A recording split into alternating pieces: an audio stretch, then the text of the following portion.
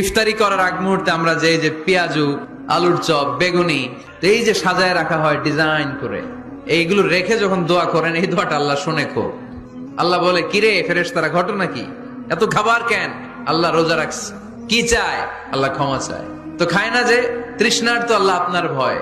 আমার দেখছে না, আল্লাহ আপনারা দেখে নাই। জান্নাত দেখে নাই, আমার জাহান্নাম দেখেছে আল্লাহ কিন্তু জানে। তারপরে ফেরেশতাদের মুখ থেকে বের করা হবে, আমার জাহান্নাম দেখেছি কিনা বলো।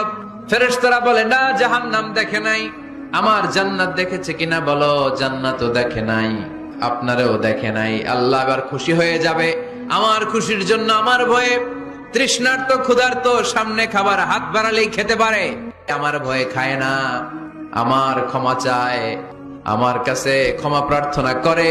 এখন আমার বান্দা যা দোয়া করবে, বান্দার সব দোয়া আমি কবুল করে নেব।